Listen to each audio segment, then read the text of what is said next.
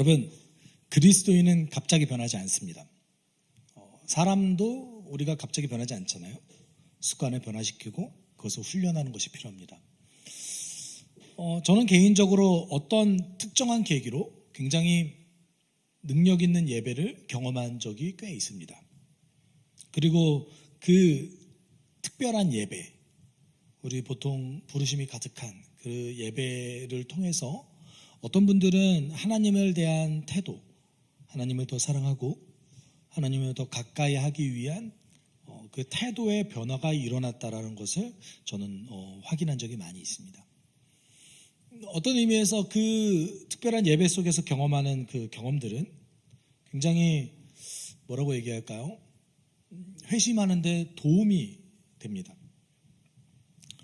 그런데 우리가 그 분들조차도, 우리가 변화됐다라고 이야기하는 그 분들조차도 그의 삶을 깊숙이 들여다보면 그 삶 속에서 있는 습관이 변화되지 않았습니다. 아직. 하나님에 대한 태도가 변했을 수 있습니다. 하나님을 더 사랑하게 될 수는 있겠으나 그의 삶에 실제적인 변화가 일어나지 않는 경우가 굉장히 많습니다. 왜냐하면 예배의 태도는 변했으나 그의 삶의 태도와 습관이 변하지 않았기 때문에 그렇습니다. 성경이 이야기하는 변화는 예배의 태도만을 얘기하고 있지 않습니다. 습관의 변화를 얘기하고 있는 것이죠. 여러분, 그리스도의 변화와 성장은 과정적입니다. 갑자기 어느 순간 불을 확 받아서 그랬으면 좋겠어요. 기도하다가 갑자기 확 변했으면 좋겠는데 그런 일은 없습니다. 바울조차도 그의 습관을 변화시키는 훈련이 있었습니다. 사도행전에는 바울의 성장이 기록되어져 있습니다. 그의 연약함이 기록되어져 있습니다. 그가 한 번에 어느 순간 확 변하지 않았다는 거예요. 다만 한순간의 회심을 경험한 사람은 확실합니다. 여러분, 회심도 과정적으로 하는 사람이 있고 갑자기 회심하는 사람이 있어요. 근데 잘 생각해 보시면 갑자기 회심했다고 느껴지는 분들도 그 과정이 있습니다. 그렇죠? 과정이 있어요. 다만 눈에 보이기에 갑자기 회심한 것처럼 보여지는 것뿐이에요. 아니, 어떻게 씨를 뿌리지 않는데 열매를 거둡니까? 과정이 없는 회심은 없습니다. 과정이 없는 변화는 없습니다. 여러분, 오늘 본문 속에서는 그리스도인의 변화와 성장은 과정적이라는 것을 보여주고, 그리고 그 변화를 위한 조건들을 얘기하고 있습니다. 물론 여러분은 저에게 이렇게 말씀하실 수 있습니다. 도대체 어디서요? 그렇죠. 여러분, 성령께서 굉장히 특별하게 일하실 때는 그 특별하게 일하시는 이유와 목적이 있으십니다. 근데 오늘 성령께서 특별하게 바울을 통해서 일하셨던 이유와 목적은 성도의 변화였습니다. 오늘 그거를 좀 살펴볼 거예요. 그래서 우리 오늘 본문을 살펴보면서 실제적인 그리스도인의 삶의 변화를 위해 우리에게 필요한 것이 무엇인지 좀 살펴봤으면 좋겠습니다.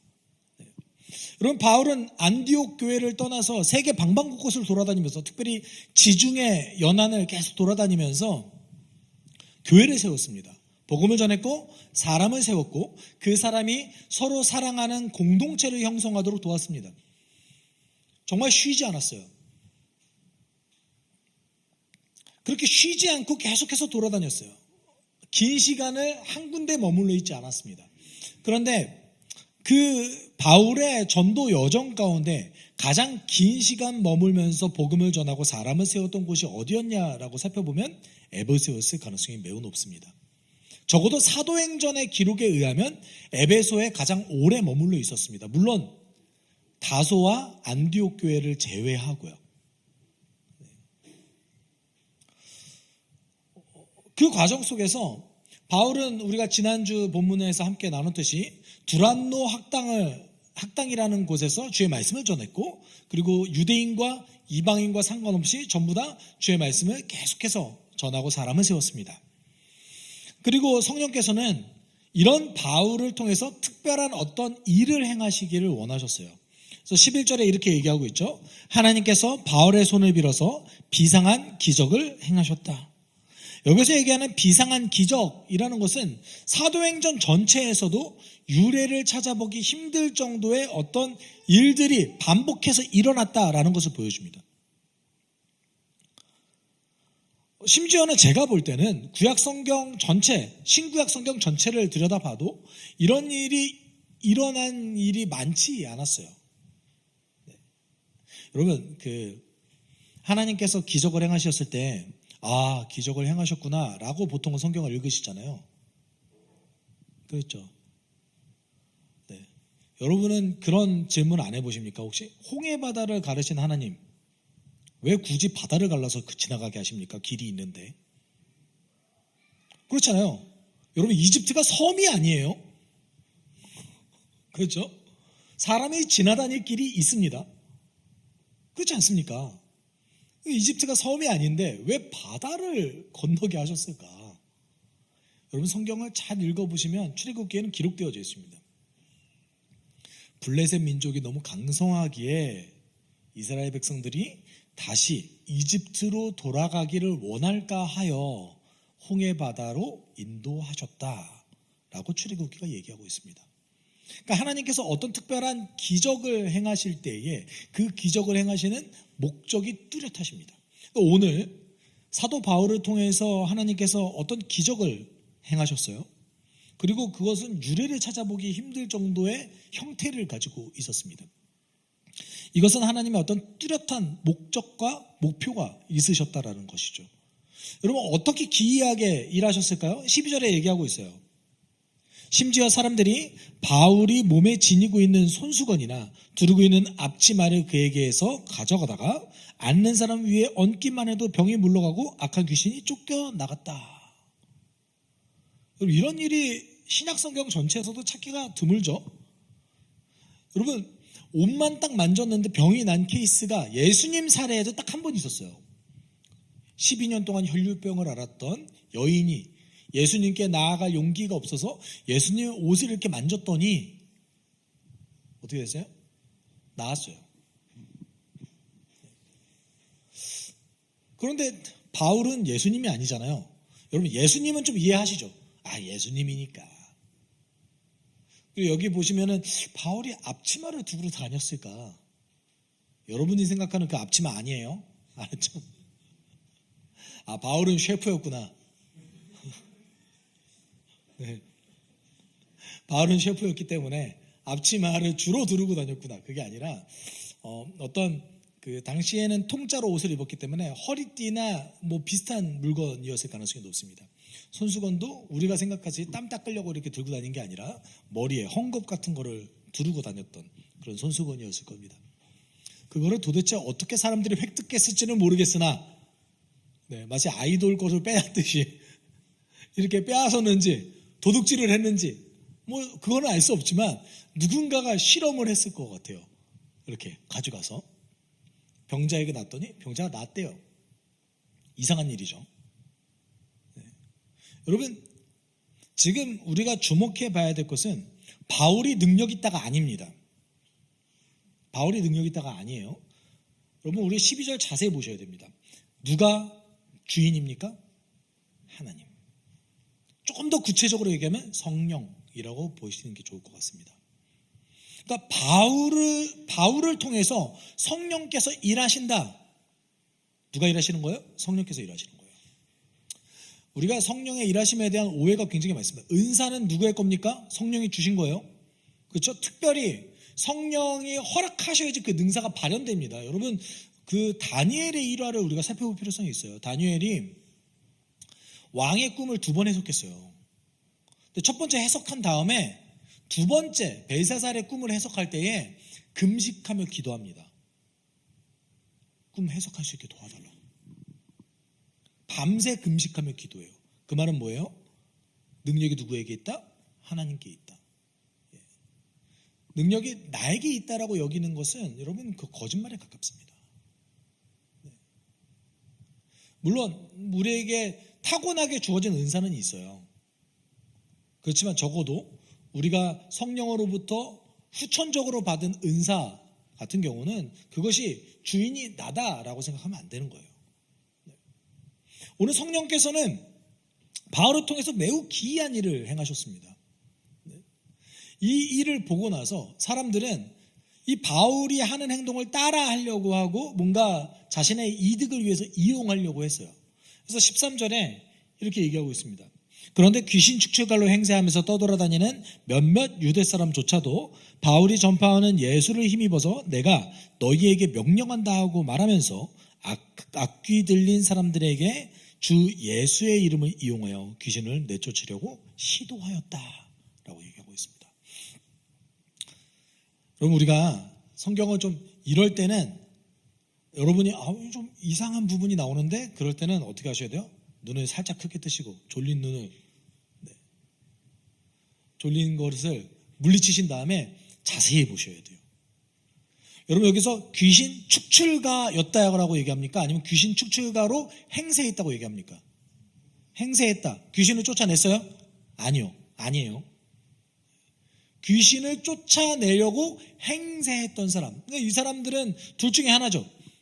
아마도 마술과 주술, 그리고 어떤 우리가 소위 생각하는 뭐 한국적인 문화로 따지면은 그 무속신앙과 좀 비슷한 것 같아요.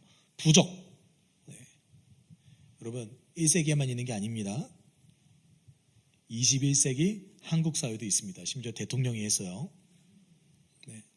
아주 영향력이 있습니다. 이 종류의 것은.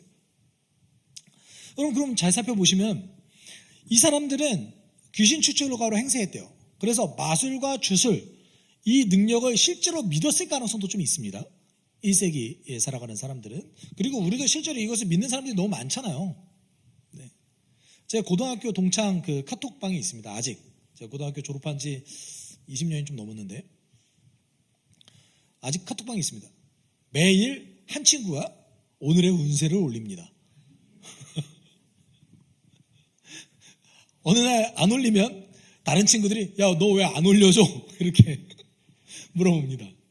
네. 감사한 건 제가 아직도 자세히 한 번도 읽어보지 않았습니다. 네. 오늘도 우리는 이런 미신을 실제로 믿고 받아들입니다.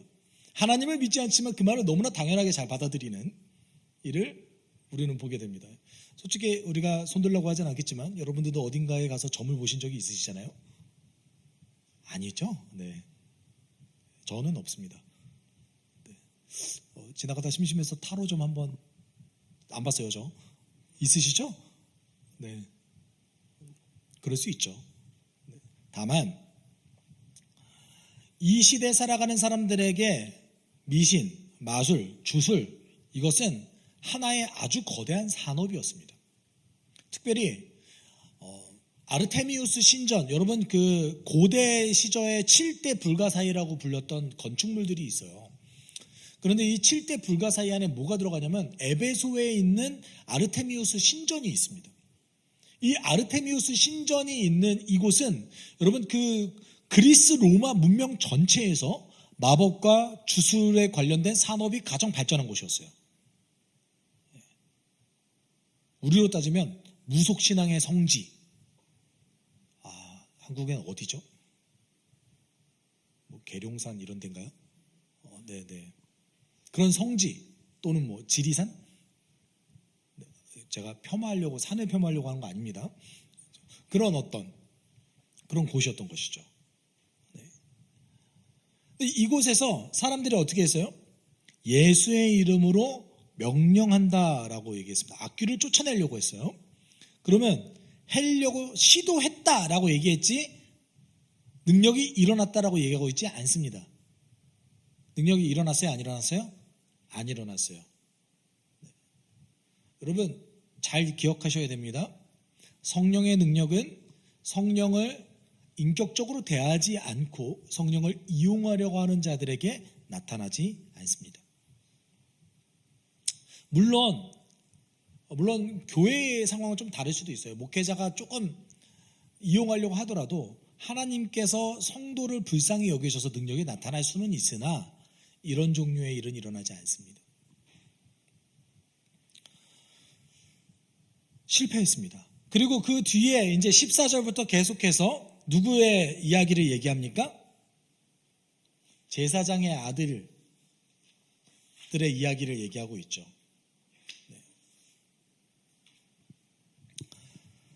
이 사람들도 역시 실패했습니다. 예수의 이름을 빌려서 아마도 이 사람들은 예수의 이름을 어떤 한 주문이라고 생각했던 것 같아요. 주문. 여러분 이 시대의 문화를 좀 이해할 필요가 있는데 이 시대에는 마법의 주문이 있다고 생각했어요. 우리도 주문을 외우잖아요. 그 애니메이션이나 이런 거 보면은 그렇죠?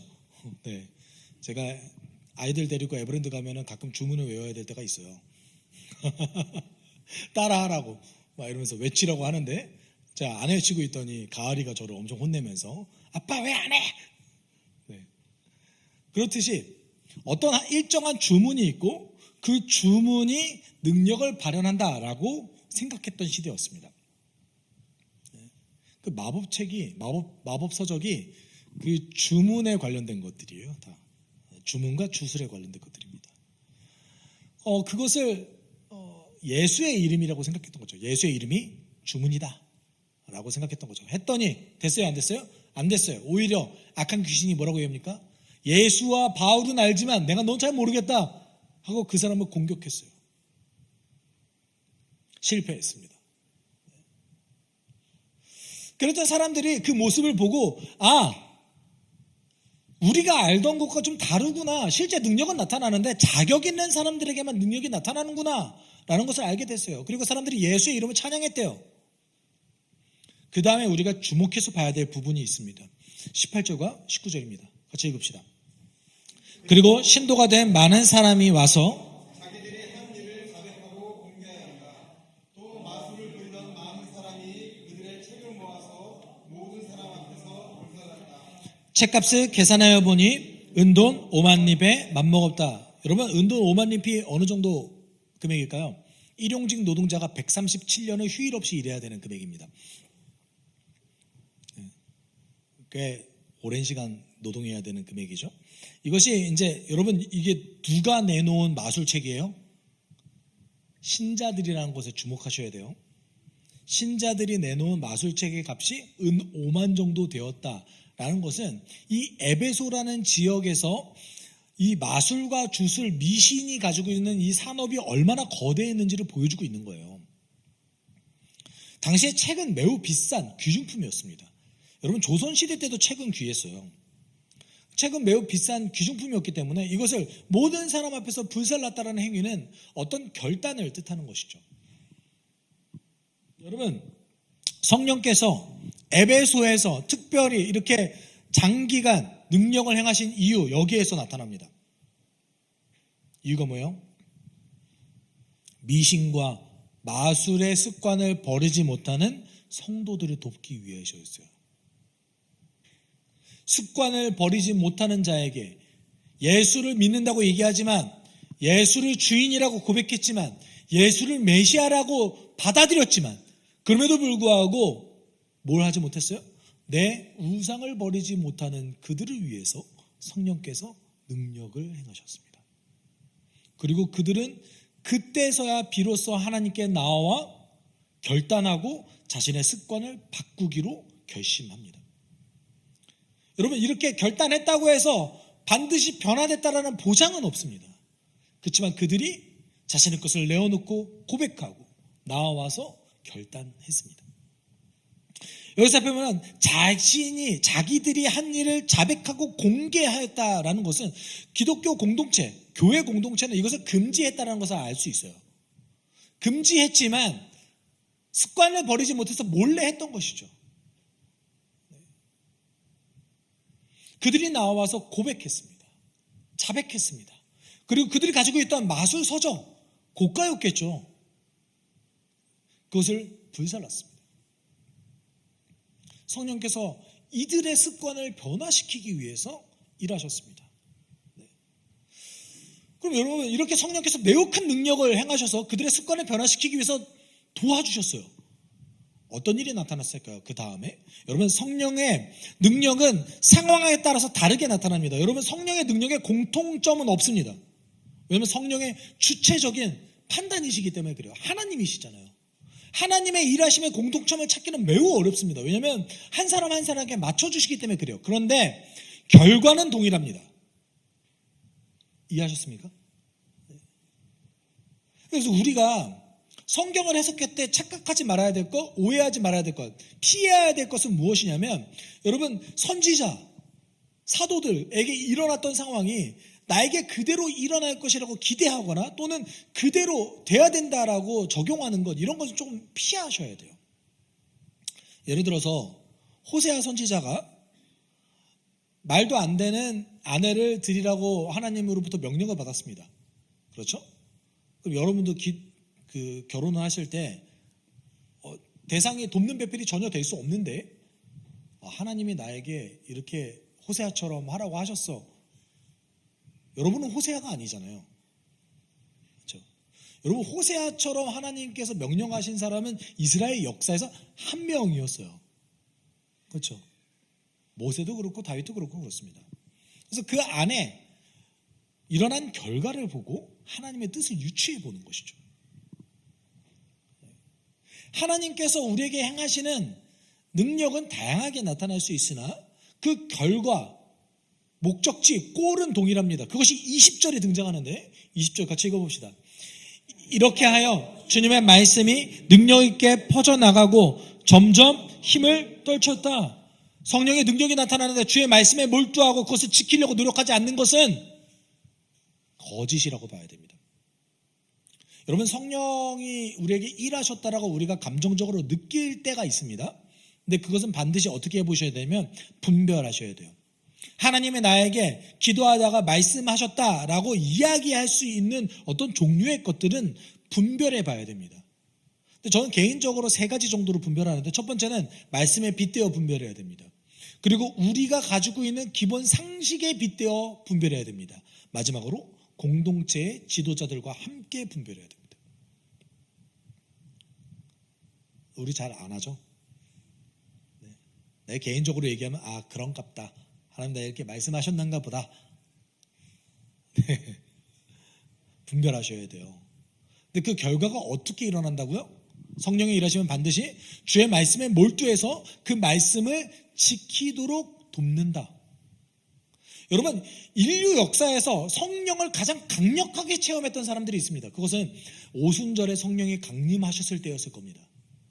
아무도 이것에 대해서 부인하지 못할 겁니다. 성령이 불같이 임했을 때 사람들이 방언을 했고, 그리고 그 성령의 능력을 힘입어서 베드로가 일어나서 설교했을 때 3,000명이 주께 돌아왔다 라고 얘기하고 있습니다. 그 사람들이 성령의 능력을 아주 강력하게 체험한 다음에 어떤 결과가 일어났을까요? 사도행전 2장 42절이 이렇게 기록하고 있습니다. 같이 읽어봅시다. 그들은 사도들의 가르침에 몰두하여 서로 사귀는 일과 빵을 떼는 일과 기도에 힘썼다. 사도들의 가르침이 무엇입니까? 주의 가르침을 더 배우기 위해서 몰두했고, 서로 사귀는 일, 빵을 떼는 일, 예수의 가르침이잖아요. 예수의 명령이잖아요. 만날 때마다 나의 죽음을 기념하라 하셨던 예수의 명령, 서로 사랑하라 하셨던 예수의 명령, 예수의 명령을 듣기 위해 몰두하고 예수의 명령을 지키기 위해 몰두하고, 이게 성령의 능력의 결과입니다. 결과는 동일합니다. 그러나 그 과정에서 능력이 나타나면 역사를 따라서, 사람을 따라서, 상황을 따라서 다릅니다. 왜냐고요? 예수께서, 성령께서 어떻게 일하시는지 이미 말씀하셨어요. 요한복음 16장 13절에 이렇게 얘기하고 있습니다. 그러나 그분 곧 진리의 영이 오시면 그가 너희를 모든 진리 가운데로 인도하실 것이다. 그는 자기 마음대로 말씀하지 않으시고 듣는 것만 알려주실 것이요 앞으로 올 일들을 너희에게 일러주실 것이다. 뒤에 부분, 앞으로 올 일들을 너희에게 일러주실 것이다, 이런 건 미래의 일을 예측해서 알려주신 것이 아니라 예수께서 이미 제자들의 미래에 대해서 말씀하셨어요. 그렇죠? 말씀하셨습니다. 예수께서는 예언적 얘기를, 선지자적 말씀을 먼저 하셨습니다. 그것을 너희에게 일러주실 것이다, 이해시켜 주실 것이다, 행하게 해주실 것이다. 성령은 모든 걸 하실 수 있으나 하나님이십니다. 그러나 자신의 그 능력과 방향성을 어디로 제한하셨습니까? 말씀에 제한하셨습니다. 그럼 우리의 관점에서, 여러분, 우리가 성령을 조작할 수 없잖아요. 우리가 성령의 도움을 구할 수 있으나 그건 성령의 뜻이잖아요. 그럼 우리는 뭘 해야 됩니까? 오늘 본문을 통해서 두 가지를 알 수 있습니다. 우리의 변화, 우리의 성장에 대한 어떤 지침을 제가 볼 때는 한 두 가지 정도로 알 수 있는데, 첫 번째는 스스로 결단하고 훈련해야 됩니다. 많은 분들이 성령께 요청을 하지만, 도움을 요청하지만 대신해달라고 얘기하시는 분들이 많으세요. 내가 할 일인데 저를 바꿔주세요. 그러면 아마 성령께서 우리에게 물어보실 거예요. 내가 너를 돕기는 하겠는데 너는 뭐 할 거니? 오늘 본문 속에서 잘 보십시오. 성령께서 능력을 행하신 것을 사람들이 목격했습니다. 그런데 스스로 자신의 것을 자백한 자들은 성도의 결단이었어요. 책을 가지고 나와서 불살랐던 것은 신자의 결단이었습니다.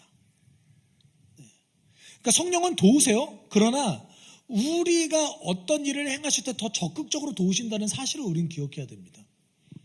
변화와 성장을 위해서는 반드시 뭐가 필요하냐면 스스로 결단해야 되는 거예요. 여러분, 하나님께서는 이거 기다리세요.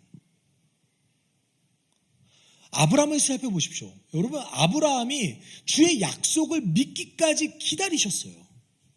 그랬더니 주의 약속을 믿었더니 하나님께서 아브라함을 의로 여기셨다라고 성경은 기록하고 있습니다.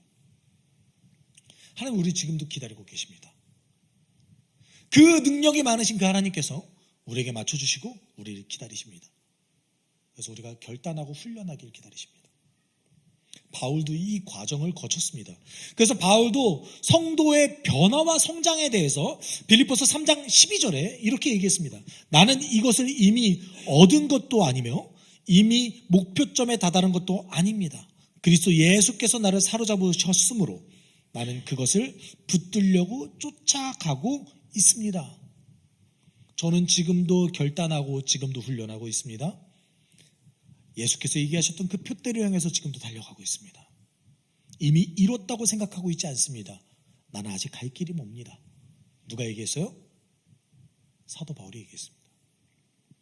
성도의 성장과 변화는 스스로의 결단과 훈련이 필요합니다. 여러분, 습관이 변하면 인생이 변합니다. 오늘 하루를 놓고 봤을 때 말씀 읽고 기도하는 거 아무 차이 없을 수도 있습니다. 그런데 주의 말씀을 지키기 위해서 1년을 노력한 자들은 차이가 있겠죠. 우리는 완전하지 않지만 성실하고 진실하게 10년을 노력하지 않은 자와 엄청난 차이가 있겠죠. 우리의 스스로의 결단과 훈련을 하나님께서 기다리십니다. 근데 우리가 하나 더 주목할 점이 있는데 그것은 공동체의 역할입니다. 여러분, 공동체, 오늘 본문 속에서 사실은 숨겨져 있지만 찾을 수 있습니다. 두 번째는 공동체는 정죄 없이 기다리고 권면해야 됩니다. 사도 바울이 이들이 우상 숭배하고 있는 거 몰랐을까요? 정말 몰랐다고 생각하십니까? 그렇지 않습니다. 이 미신의 땅 에베소에서 살아가는 성도들이 우상 숭배의 그 습관을 버리지 못했다라는 것을 사도 바울은 계속해서 알고 있었을 겁니다.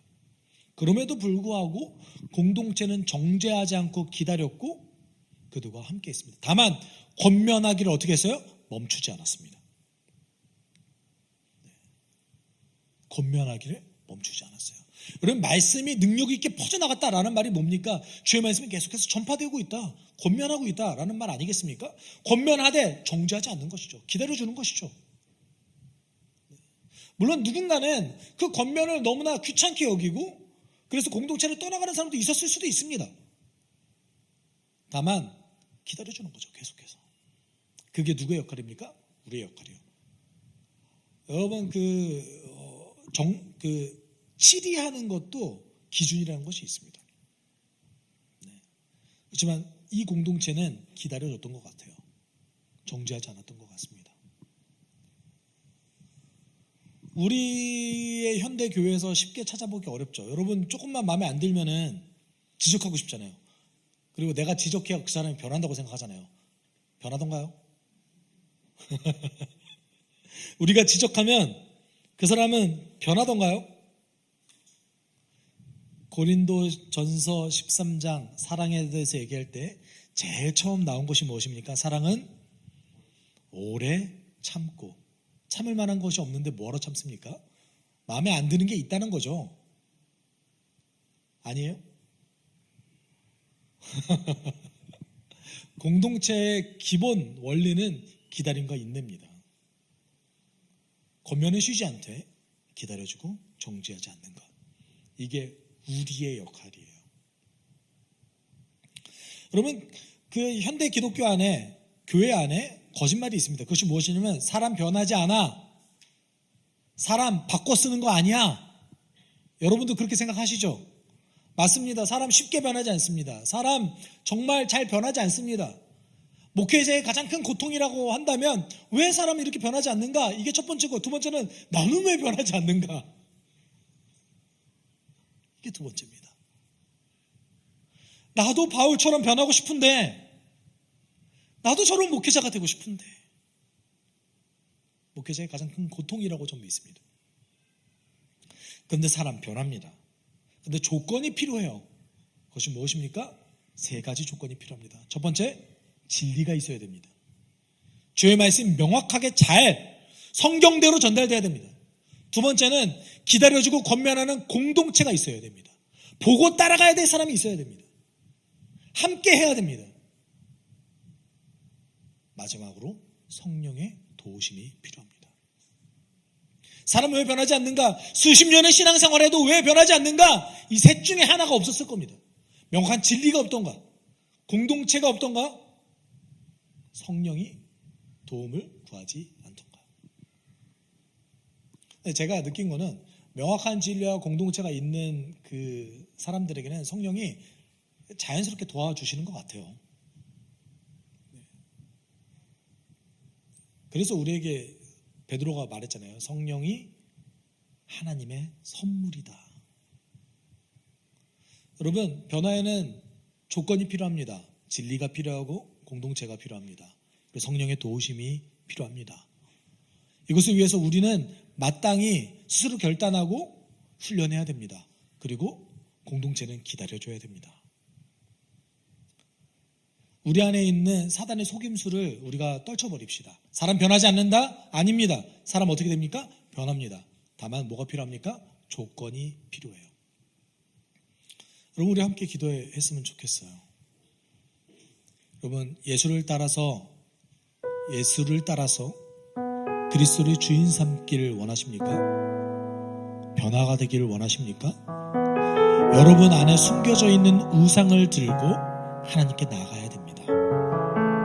하나님, 내가 당신을 주인 삼기에 이런 잘못된 습관을 가지고 있습니다. 이런 잘못된 우상들을 내가 들고 있습니다. 내 습관을 변화시키길 원합니다. 나를 훈련시키길 원합니다. 날 도와주십시오.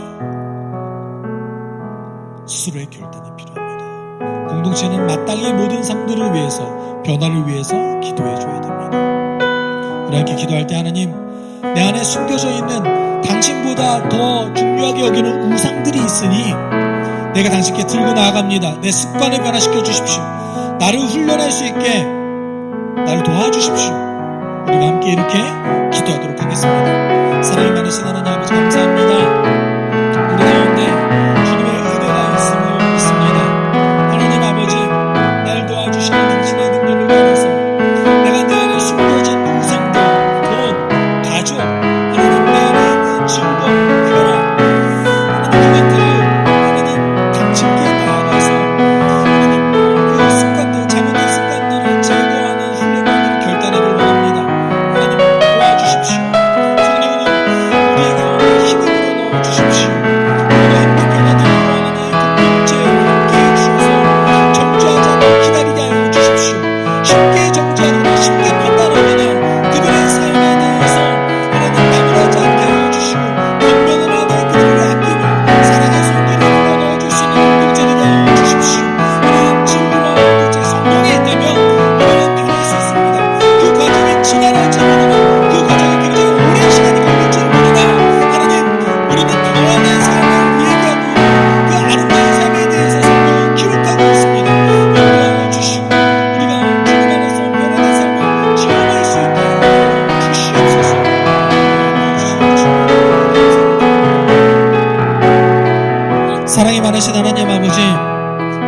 안에서 예수의 성품을 닮아 변화된 삶을 살아가는 것은 쉽지 않습니다.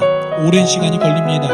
그렇지만 성령의 도움을 힘입어서 우리가 결단하길 원합니다. 우리 안에 숨겨진 우상을 찾아내서 제거하게 하여 주십시오. 우리의 잘못된 습관을 찾아내서 습관을 주님께로, 주님이 원하시는 삶의 방식으로 변화시켜 주시옵소서. 아름다운 인생 살아가길 원합니다. 가치 있는 인생을 살아가길 원합니다. 성령님 도움을 주시고 이 공동체가 함께 걸어나갈 수 있게 도와주시옵소서. 모든 것 감사드리며 거룩하신 예수 그리스도의 이름으로 기도드립니다. 아멘. 주 예수 그리스도의 은혜와 하나님의 사랑과 성령의 교통하심이 그리스도 안에서 성령의 도우심을 받아 자신의 습관과 삶을 변화시킬 소망하는 숲속교회 성도들의 한 주간의 삶 가운데 함께 있을지어다. 아멘.